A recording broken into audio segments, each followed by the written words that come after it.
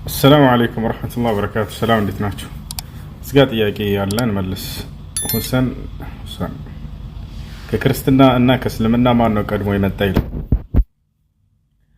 እንግዲህ ክርስትናና እስልምናን ማወዳደር ስህተት ነው። ስህተት ነው ያልኩበት ምክንያት ምንድነው? እስልምና ስናይ ጊዜ ፈጣሪ የደነገገው ሃይማኖት ነው ለነብያት ሁሉ። ክርስትና ግን ፈጣሪ የደነገገው ሃይማኖት አይደለም።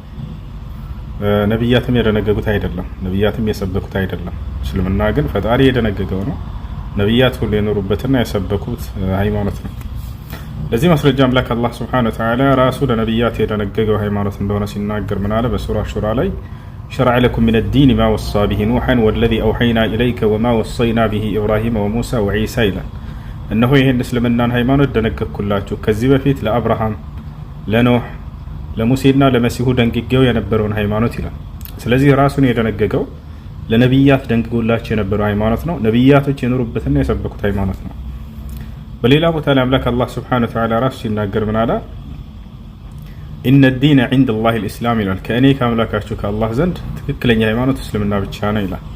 በሌላ ቦታ ላይ ምን ይላል? ወረዲቱ ለኩም الاسلام ዲና ይላል። እስልምናን ሃይማኖትን ብቻ ወደድኩላችሁ እያለ ይናገራል። ራሱ ፈጣሪ የደነገገው ሃይማኖት ነው ለነብያት።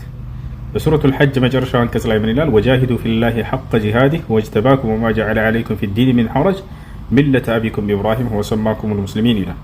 ራሱ አምላክ አላህ Subhanahu Wa Ta'ala የደነገገው ሃይማኖት ከተናገረ በኋላ ይህ መንገድ እስልምና የአባታችሁ የአብርሃም መንገድ ነው እያለ ይናገራል። ለነ አብርሃም ለነ ሙሴ ለነ መሲሁ ሰጥቷቸው የነበረው ብቸኛ መለኮታዊ ሃይማኖት ነው። ይህ መሆኑ ከታወቀ ነብያቶች ራሳቸው እስልምናን ላይ እንደነበሩ እስልምናን እንደሰበኩ የሚገልጹ አናቅጾችን በርካታ አሉ። ለምሳሌ በሱራ አሊ ኢምራን ላይ ምን ይላል? ማ ካነ ኢብራሂሙ የሁዲያን ወላ ነስራንያን ወላኪን ካነ ሐኒፈን ሙስሊማ ወለም የኩን ሚነል ሙሽሪኪን ይላል። አብርሃም አይሁድ አልነበረም፣ ክርስቲያንም አልነበረም፣ በአላህ ላይ አጋሪም አልነበረም፣ ነገር ግን በእርሱ ትእዛዝ ላይ ቀጥ ያለ ሙስሊም ነበር ይላል። ልክ እንደሁ ያዕቆብ ምን ይላል? ወያዕቆብ ያ በኒየ ኢነላህ አስጠፋ ለኩም الدين فلا تموتن الا وانتم مسلمون ይላል። ልጆቼ ሆይ እነሆ አምላካችሁ አላህ አንድ ሃይማኖትን መርጦላችኋል፣ እስልምናን፣ አደራ ሙስሊሞች ሳትሆኑ እንዳትሞቱ አላቸው ይላል። ከያዕቆብ ልጆች መካከል ዮሴፍ ሙስሊም ነበር። ተወፈኒ ሙስሊመን ወአልሂቅኒ ቢሷሊሒን ይላል። አደራ አምላክ አላህ ሙስሊም አድርገህ ግደለኝ ከደጋጎችም አስጠጋኝ በቀጣዩ ዓለም እያለ ይናገራል። ሐዋርያቶች ሙስሊሞች ነበሩ። ወኢዝ አውሐይቱ ኢለል ሐዋርይይን አን አሚኑ ቢ ወቢረሱሊ ቃሉ አመና ወሽሀድ ቢአንና ሙስሊሙን ይላል። ወደ ሐዋርያቶችም የትእዛዝ ቃሌን ባስተላለፍኩ ጊዜ ይላል አምላክ አላህ። በማን በኩል? በመሲሁ በኩል።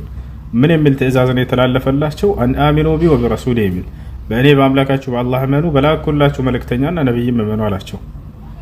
ከዚያ በኋላ ቃሉ አመና አምነናል አሉ። ወሽሀድ ቢአንና ሙስሊሙን እኛ ሙስሊሞች መሆናችንን መስክርም አሉ ይላል።